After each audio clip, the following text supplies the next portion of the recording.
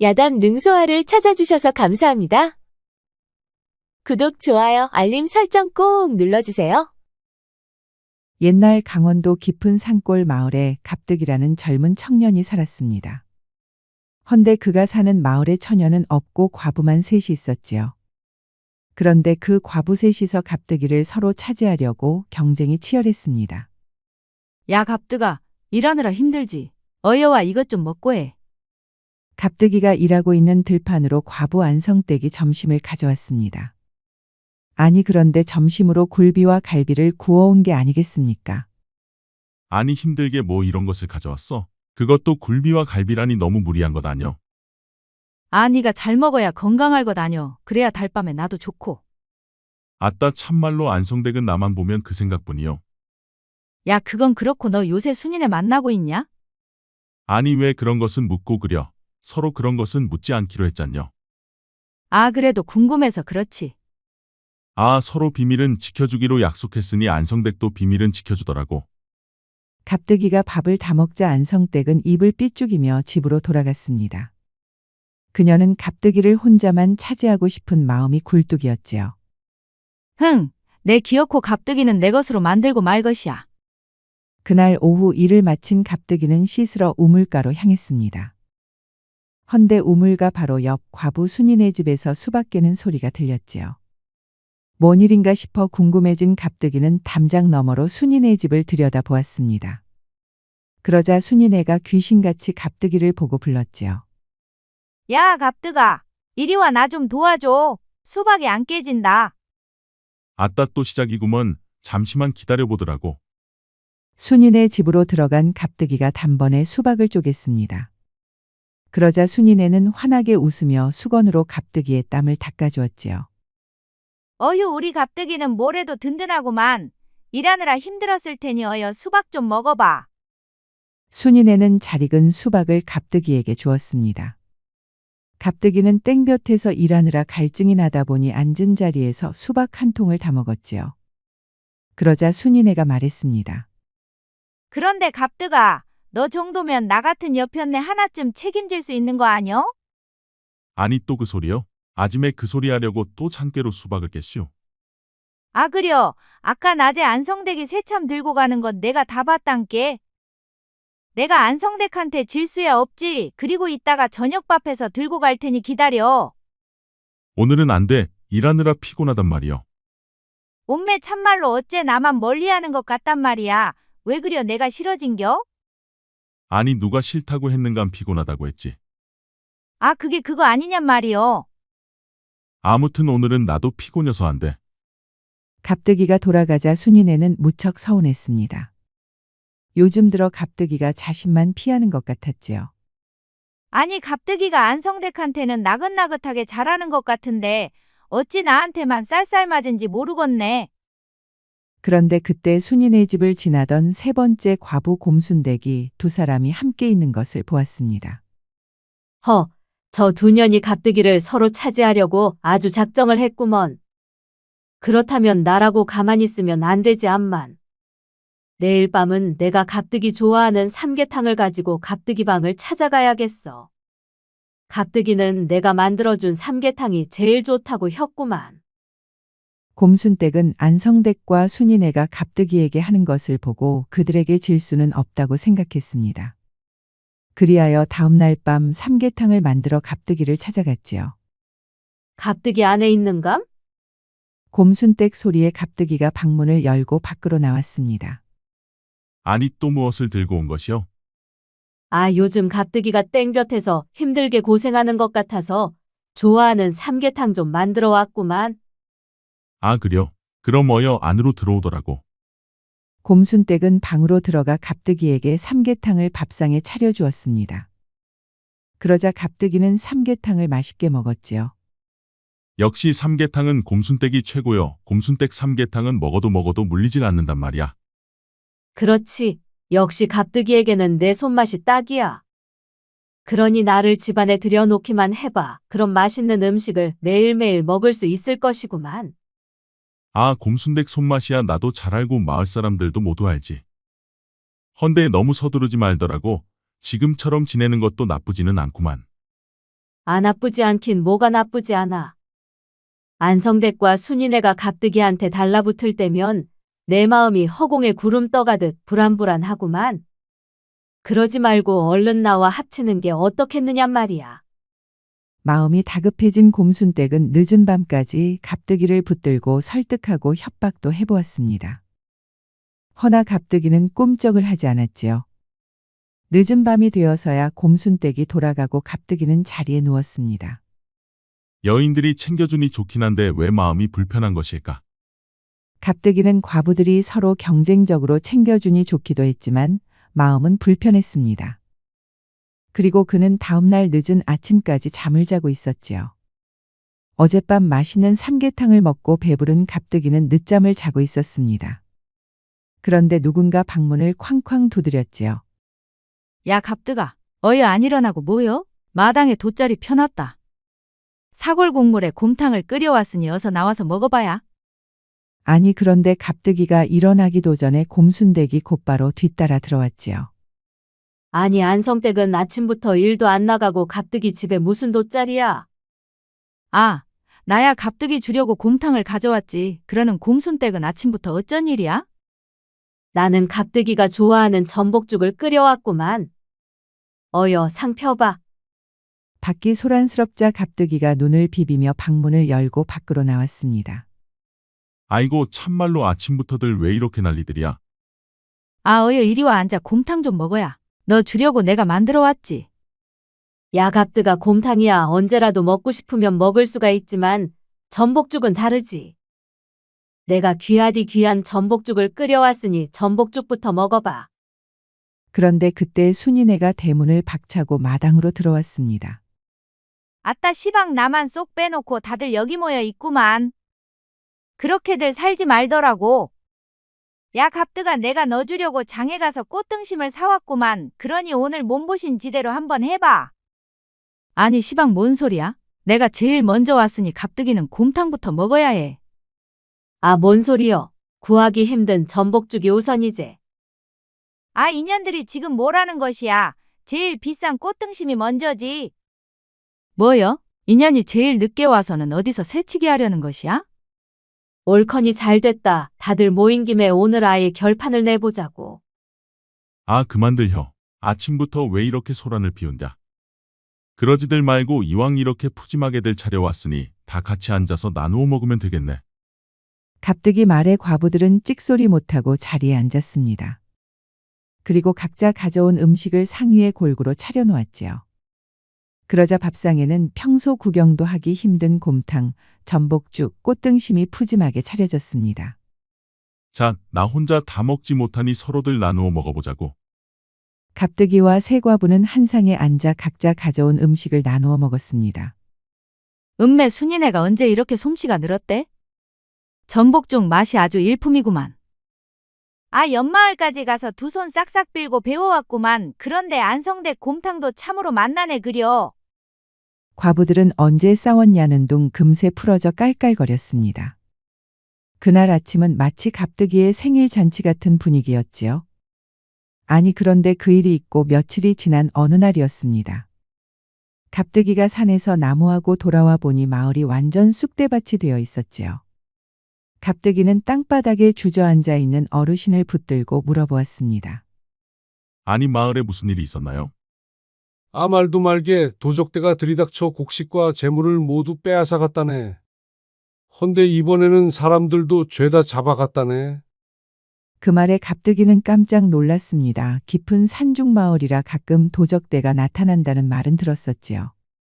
그런데 갑득이가 마을에 오고 나서는 처음이었습니다. 그리고 사람들을 잡아간 것도 처음이었죠. 아니 그럼 순인의 안성댁 곰순댁도 모두 잡혀갔나요? 그렇다네.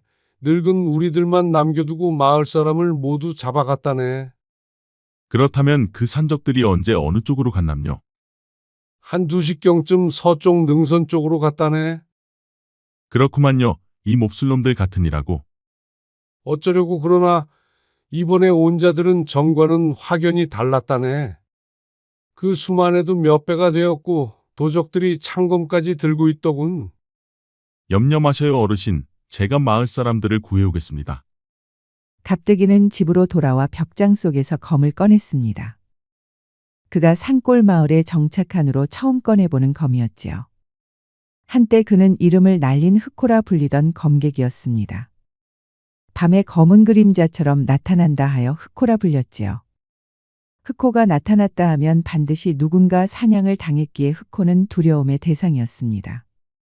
헌데 그가 사랑한 여인이 자신의 정적에 의해 죽음을 맞이했지요. 하여 그는 복수를 마치고 아픔을 이기지 못해 검객을 그만두었습니다. 그리고 그는 강원도 깊은 산골 마을에 들어와 정착한 지 1년도 되지 않았지요. 그런데 도적들이 나타나 마을 사람들을 잡아가자 흑호는 다시 검을 든 것이었습니다. 이제 다시는 검을 잡고 싶지 않았는데 결국 또 다시 검을 잡게 되는군. 검객 흑호는 검집에서 칼을 꺼내 보았습니다. 그러자 칼날은 날카롭게 서 있었지요. 칼을 다시 검집에 집어넣은 흑호는 방문을 열고 밖으로 나왔습니다. 그리고 그는 서쪽 능선을 따라 도적들의 뒤를 쫓기 시작했지요. 안개가 자욱한 산속은 금방이라도 산짐승이 튀어나올 것만 같았습니다. 그는 발자국을 추격하며 도적들의 흔적을 계속 따라갔지요. 그의 눈은 사냥하는 맹수의 눈처럼 살기가 번뜩였습니다. 그리고 그의 움직임은 검은 호랑이처럼 아주 민첩하고 빨랐지요. 그렇게 몇 개의 산등선을 넘자 불빛이 흘러나오는 도적대들의 움막이 보였습니다. 저곳이 도적대들의 야영지로군. 흑호는 몸을 낮추고 그림자처럼 움직였습니다. 밤이 깊다 보니 불침번을 서는 초병을 뺀 나머지 도적들은 모두 움막 속에서 잠들어 있었지요. 그리고 그 움막 속에는 도적들에게 잡혀온 마을 사람들이 갇혀 있었습니다. 그 안에는 안성댁과 순인의 곰순댁도 있었지요. 아이고 이놈들 우리를 어쩌려는 것이냐. 우리 이러다 갑득이도 못 보고 죽는 것 아니여? 참말로 목숨이 왔다 갔다 하는 판에 안성댁은 갑득이만 찾는구만. 쉿, 조용들 혀. 아, 도적들이 우리를 잡아다 놓고 뭔 짓을 하려는지 걱정이구만. 그런데 그 순간 움막 입구를 지키던 초병 하나가 다가오는 검은 그림자를 보았습니다. 너 누구냐? 그런데 그 순간 갑자기 초병이 목을 움켜쥐고 쓰러져 버렸지요. 그리고 바로 옆에 있던 초병도 순식간에 목을 움켜쥐고 쓰러졌습니다. 정광석화 같은 찰나의 순간에 입구를 지키는 2명의 초병이 쓰러지고 말았습니다. 그리고 잠시 후 어둠 속에서 그림자 하나가 천천히 모습을 드러냈지요. 그는 바로 흑호라 불리던 갑득이었습니다. 검객 흑호는 어둠 속에서 나와 움막 쪽으로 향했지요. 그의 칼날은 바람처럼 지나갔고 그럴 때마다 초병들은 소리 하나 없이 쓰러져 갔습니다. 그는 단 한 번에 한 명씩 도적을 정확히 쓰러뜨렸지요.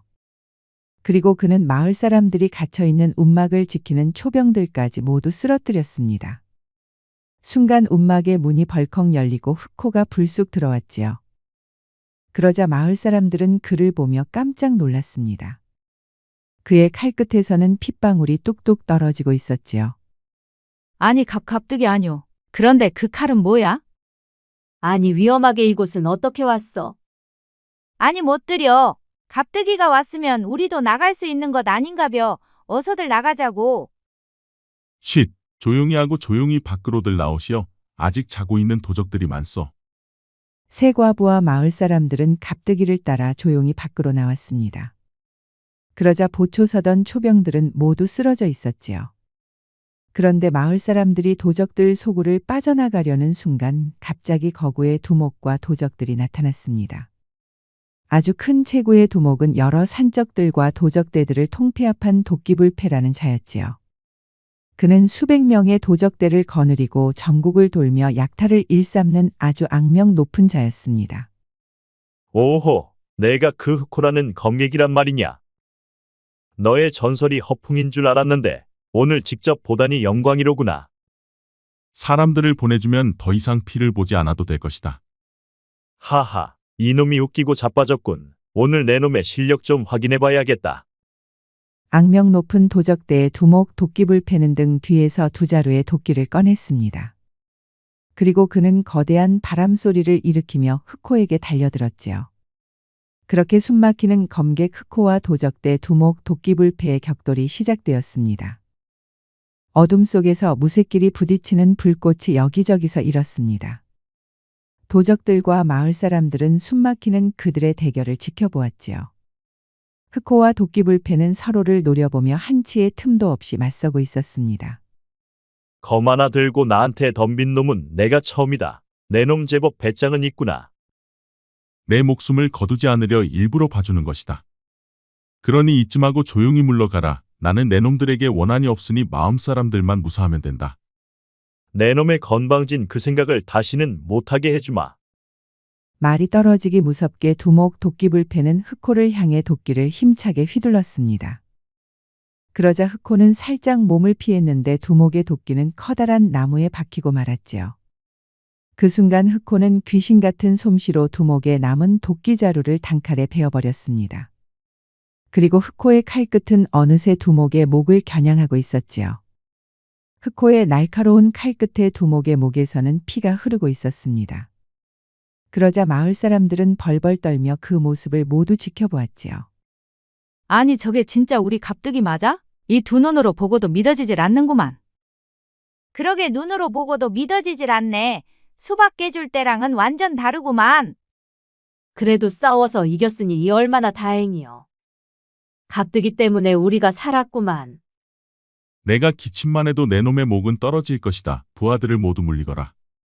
천하의 도적대 두목 도끼불패가 흑호의 검 앞에 무릎을 꿇었습니다. 듣던 대로군. 확실히 보통은 아니야. 전설이 될 만한 자격이 있어. 여봐라. 모두 뒤로 물러나고 마을 사람들을 보내주거라. 알겠소, 형님. 도적들이 길을 열어주자 마을 사람들은 하나도 남김없이 산을 내려갔습니다. 이제 사람들은 모두 풀어주었으니 산채에서 나와 술이나 한잔하면서 이야기나 해보면 어떻겠소? 내 기니 그대에게 할 말도 있어. 마을 사람들이 안전하게 빠져나가는 것을 확인한 흑호는 두목과 산채에서 술잔을 기울였습니다. 그런데 두목의 입에서 뜻밖의 소리가 튀어나왔지요. 흑호, 자네의 칼솜씨는 듣던 대로 정말 대단하더군. 내 지금까지 수 없는 고수들과 싸워봤지만 자네만한 자는 없었네. 허나 내가 너와 자리를 마련한 건 자네가 모르고 있는 것 같아 말해주려 함이네. 아니 그게 무슨 말인가? 자네는 몇 년 전 사랑했던 여인이 죽었다고 알고 있겠지. 그렇다. 난 그녀의 처참한 시신을 보았고 그녀의 복수를 마친 뒤 이곳 산골마을로 들어왔지. 헌데 그게 사실이 아니라면 어쩌겠느냐. 흑호는 들고 있던 술잔을 내려놓으며 두목을 날카로운 눈으로 바라보았습니다. 무슨 말을 하는 것인가? 분명히 내 눈으로 확인한 일이거늘. 죽은 여인은 내가 사랑한 여인의 쌍둥이 동생이었다. 흑호는 깜짝 놀라 자리에서 벌떡 일어났습니다. 뭐라? 내가 사랑한 여인 세화는 아직 살아있다. 그리고 그녀는 지금 조선의 권력자가 가두어 놓고 있지. 그게 정말인가? 그런데 내가 어찌 아는 것이냐? 두목은 씁쓸히 웃으며 말했습니다. 그 권력자의 하수인이 한때 나와 절친이었지. 그놈이 술에 취해 흘린 말을 내가 우연히 들었다. 그럼 그 권력자가 대체 누구란 말인가? 두목은 소리 낮춰 흑호에게 말했습니다. 바로 이한대군이야. 그리고 그의 뒤에는 좌의정 김한수라는 자가 있지. 흑호는 그 이름을 듣고는 몸이 굳어버렸습니다. 좌의정 김한수라면 조정에서 막강한 권력을 휘두르는 자였지요. 그런데 좌의정 김한수가 어찌 그녀를 붙들고 있단 말인가? 김한수는 그녀를 통해 내가 속해 있던 조직을 찾으려 한다. 그녀를 붙들고 있으면 언젠가 내가 나타날 것이라 믿고 있지. 아니 그자는 나를 찾아서 무엇하려 한단 말인가? 그 자들은 이한대군을 내세워 왕을 바꾸려 한다네. 아니 그것은 역모가 아닌가? 그렇다네. 그 자들이야말로 실로 무서운 자들인 게지. 그 자들은 세화를 통해 자네를 끌어들이고 영모의 자네의 검을 앞세울 계획이라네. 흑호는 두 눈을 질끈 감고 깊은 한숨을 내쉬었습니다. 그럼 자네가 내게 이런 이야기를 해주는 것은 무엇 때문인가? 그 말에 두목은 흑호를 똑바로 쳐다보며 말했습니다. 이유는 간단하다. 김한수의 창고에는 막대한 재물이 있다. 우리가 너와 함께 그 자를 영모로 무너뜨리면 자네는 사랑하는 연인을 우린 재물을 챙기는 것이네. 그 말에 흑호는 잠시 생각에 잠겼습니다. 그토록 사랑한 세화가 살아있다는 말에 가슴이 뛰었지요. 좋다. 내 말이 사실이라면 김한수 그자의 목숨을 거두는 일 따위는 두렵지 않다. 헌데 자네는 나를 끌어들이려 일부러 마을 사람들을 잡아온 것이냐? 하하, 이제야 알게 되었군. 도적질이야 항상 하는 일이지만 우린 사람을 잡아오진 않지. 헌데 이번에는 자네를 유인하기 위해서는 어쩔 수가 없었다네. 그리 되었던 것이었군. 그날 밤 흑호와 두목 도끼불패는 서로의 술잔을 부딪히며 술을 마셨습니다. 허나 김한수 그 자는 간교한 데다 아주 영악한 자네. 그래서 우리가 손을 잡은 것 아니겠는가? 우리 둘이 손을 잡으면 못할 것도 없네. 그렇다면 먼저 그 자들이 세화를 어디에 가두었는지부터 정확히 알아야 하네. 그건 내가 알아볼 테니 그동안 자네는 몸을 잘 숨기고 기다려 주시게나. 알겠네. 자네의 소식을 기다리겠네. 아침 해가 떠오르자 두 사람은 술자리를 마쳤습니다. 그리고 흑호는 다시 마을로 돌아갔지요. 흑호가 돌아오자 마을 사람들은 그를 영웅처럼 맞이했습니다. 특히 세과부는 앞다투어 그의 곁을 차지하려 난리였지요. 아이고 멋져불어. 우리 갑득이가 참말로 사내 중에 사내였구만. 오늘부터 내가 직접 매일 밥 해줄 테니 걱정하지 말어.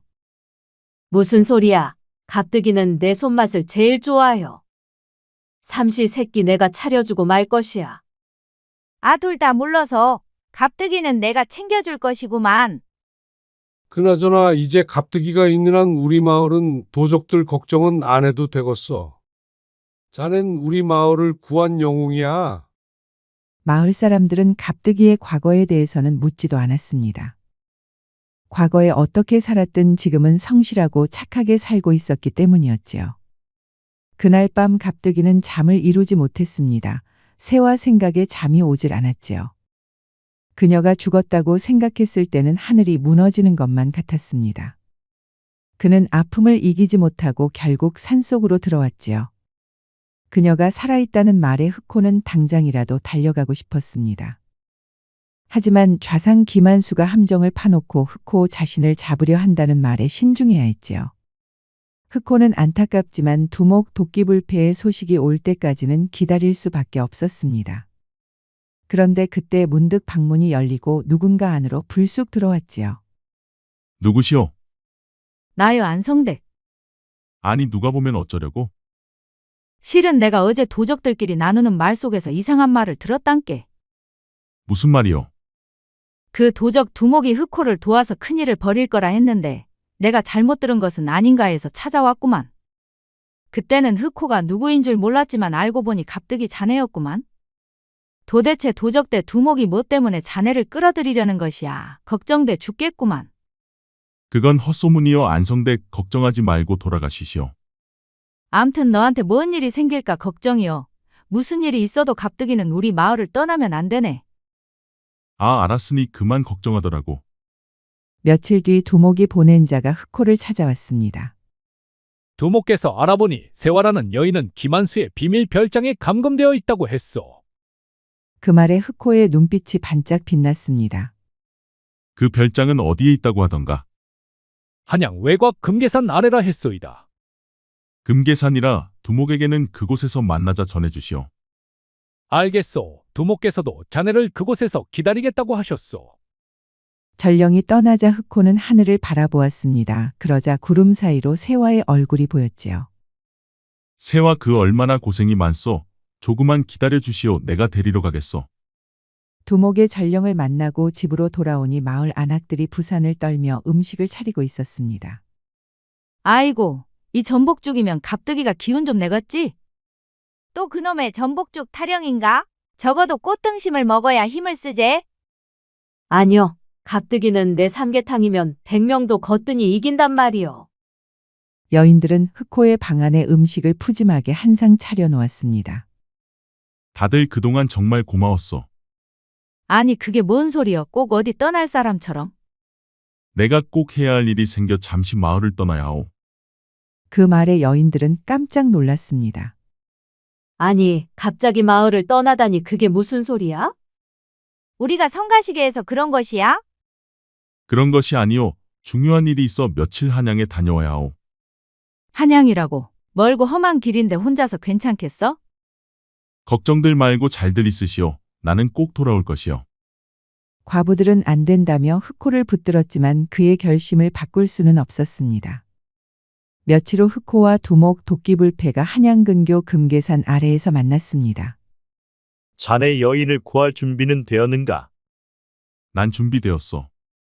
나도 모든 준비를 마쳤네. 내가 데려온 100여 명의 정예병은 10명 몫을 하는 자들이네. 두 사람은 서로 눈빛을 교환하며 별장 쪽을 주시했습니다. 별장 주변에는 김한수의 호위 무사들이 깔려 있었지요. 두목 도끼불패의 수신호가 떨어지자 10여 명의 그의 부하들이 움직이기 시작했습니다. 그들은 소리 없이 그림자처럼 움직이며 호위 무사들을 하나둘씩 처리해 나갔지요. 흑호는 그 틈을 타 별장 안으로 잠입했습니다. 그리고 별장 안을 지키는 호위 무사들을 잽싸게 처리했지요. 흑호는 세화가 갇혀있는 방문을 열고 안으로 들어갔습니다. 그러자 세화가 흑호를 보고 깜짝 놀랐지요. 당신은 설마 흑호? 내가 꿈을 꾸는 건 아니겠지요? 흑호는 눈가가 붉어지며 그녀를 끌어안았습니다. 당신이 살아있었구려. 미안하오 이렇게 늦게 찾아와서. 당신이 올 줄 알았어요. 언젠가는 반드시 꼭 올 거라고 믿었어요. 죽은 줄만 알았던 세화를 확인하자 흑호는 가슴이 벅찼습니다. 그 순간 흑호는 다시는 세화와 떨어지지 않겠다고 다짐 또 다짐했지요. 한편 바깥에서는 혈투가 한창이었습니다. 도끼불패는 두 도끼를 휘두르며 적들을 베어나갔지요. 어서 빠져나가게. 이놈들은 우리가 막겠네. 흑호는 세화의 손을 꼭 잡고 별장 밖으로 나왔습니다.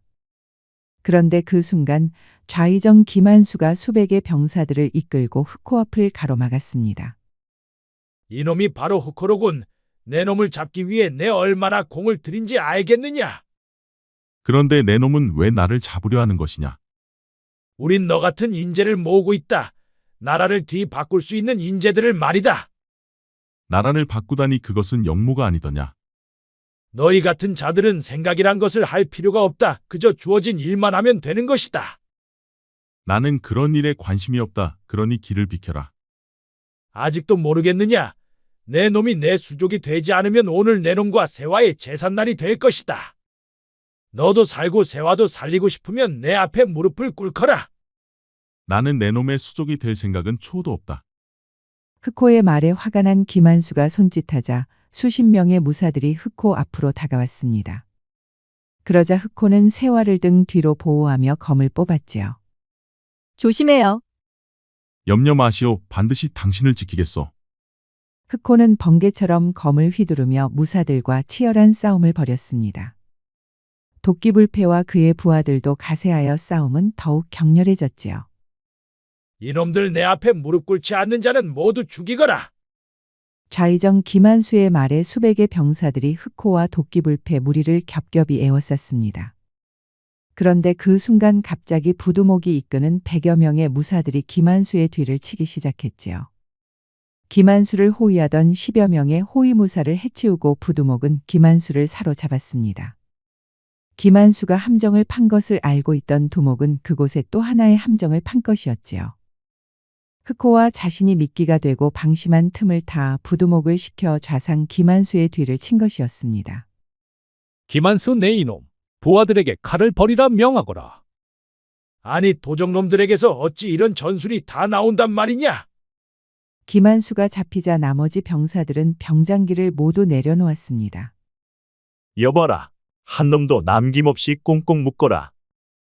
도끼불패의 부하들은 김한수와 그의 부하들을 꽁꽁 묶었습니다.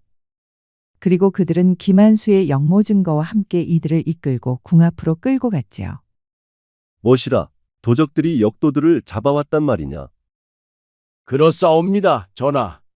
이것이 저들이 가져온 증자이옵니다, 전하. 임금은 도승지가 내민 증거들을 찬찬히 훑어보았습니다. 그러자 역모를 꾸민 게 확실했지요. 아니 이것은 역모를 꾸민 게 확실하지 않느냐? 그렇사옵니다, 전하. 헌데 역도들을 잡아온 것이 도적대라 하면 나라가 혼란스러울 것이옵니다. 그러니 저들에게 임시로 벼슬을 하나 내리면 될 것이옵니다. 벼슬이라 그래 어떤 벼슬이 좋겠느냐? 주상전하의 직속 아멘관 찰대라 하면 저들은 정상적으로 역도들을 잡은 모양이 갖춰지지요. 그리고 사건이 마무리되면 저들에게 보상을 해주고 아멘관 찰대를 해체하시면 될 듯 하옵니다. 오, 그래, 그리하면 되겠구나. 그리하여 도적대들은 아멘관 찰대가 되어 역적 죄인들을 소탕한 모습을 갖추게 되었습니다. 그리고 시간이 흘러 그들은 포상도 받았지요. 그간 도적질에 대한 사면을 받고 강원도 산간 마을의 농지를 개간할 수 있는 자격을 얻었습니다. 그러자 그들은 도적질을 그만두고 흑호가 살았던 마을에 정착을 했지요. 마을 사람들은 돌아온 그들을 보고 깜짝 놀랐습니다. 그리고 흑호의 곁에는 아름다운 여인이 있었지요. 아이고, 갑득이가 마침내 짝을 찾았구만. 우리 이제 끝났군, 끝났어. 그러게나 말이여. 그런데 갑득이 색시가 인물 하나는 끝내주는구만. 온매 꽝 대신 달기라고 도적대 속에도 괜찮은 사내들이 있구만. 그 소리에 갑득이 흑호는 활짝 웃었습니다. 이제는 가슴 아픈 기억도 사라지고 사랑하는 사람과 행복한 삶을 살 수 있게 되었지요. 마을 과부들도 새로운 짝을 만나 행복하게 살았습니다. 그렇게 강원도 산간 마을은 행복이 넘치는 마을이 되었답니다. 옛말에 선은 더디지만 멀리 가고 악은 빨라 보이지만 곧 멈춘다는 말이 있습니다. 시장에서 장사를 하던 한 상인은 늘 정확한 저울로 손님에게 바른 값을 쳐주고 가난한 사람에게는 덤으로 물건을 주곤 했습니다. 시간이 지나면서 손님들은 그의 진심과 정직함을 믿고 몰려들었고 그는 시간이 지나면서 사업이 점차 번창했습니다. 반면 옆가게 장사꾼은 속여서 돈을 더 벌기 위해 저울을 조작하고 상한 물건도 몰래 끼워 팔았습니다. 처음엔 그가 돈을 많이 버는 것 같았지만 시간이 지나면서 소문이 나고 손님이 끊기며 결국 망하고 말았지요. 그러니 악행은 반드시 그에 대한 대가를 치른다는 교훈이 있는 이야기랍니다. 구독과 좋아요, 알림 설정 꼭 부탁드립니다. 우리 이야기가 재미있으셨나요? 다음 이야기도 재미있는 이야기가 많으니 다음 영상도 재미있게 봐주세요. 그럼 여러분 모두 오늘도 행복하고 즐거운 시간 되세요.